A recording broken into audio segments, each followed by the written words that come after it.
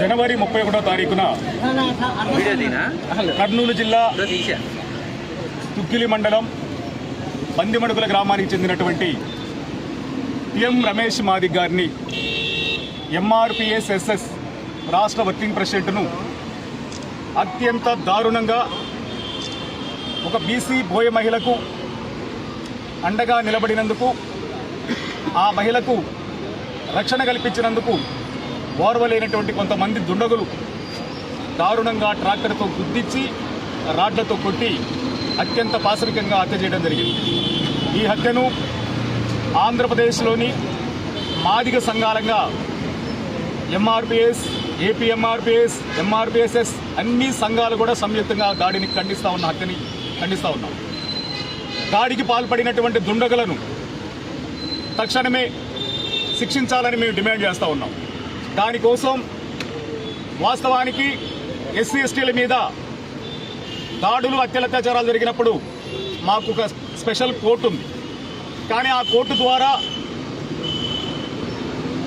బాధితులకు న్యాయం జరగకపోయింది కాక అన్యాయమే జరుగుతున్నట్టు మాకు కనపడతా ఉంది. ఒక్కసారి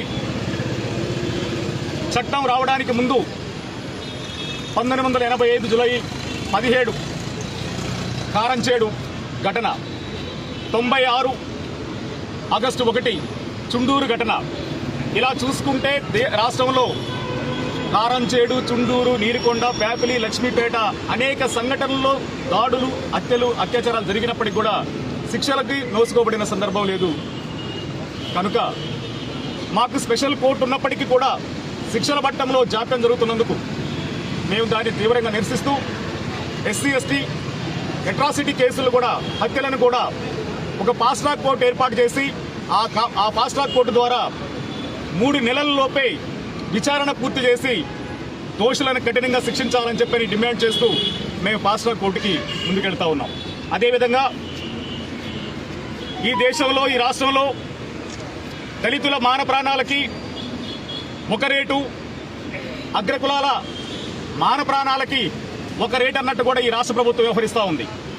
దానిని మేము తీవ్రంగా నిరసిస్తూ అట్రాసిటీ ద్వారా వచ్చేటువంటి రిలీఫే కాకుండా ఈరోజు ఈ రాష్ట్ర ప్రభుత్వం నిన్నగాక మొన్న ప్రకాశం జిల్లా కందుకూరులో కమ్మ సామాజిక వర్గానికి చెందిన వాళ్ళు కాపు సామాజిక వర్గానికి సంబంధించినటువంటి వ్యక్తిని హత్య చేస్తే హుటాహుటిన రాష్ట్ర ప్రభుత్వమే స్పందించి రాష్ట్ర ప్రభుత్వం పరుగులు పెడుతూ అక్కడికి పోయి ఆ కుటుంబానికి ₹1 కోటి ఎక్స్గ్రేషియో, 5 ఎకరాల భూమి, ఉద్యోగాన్ని ప్రకటించిన విషయాన్ని మేము గుర్తు చేస్తాం.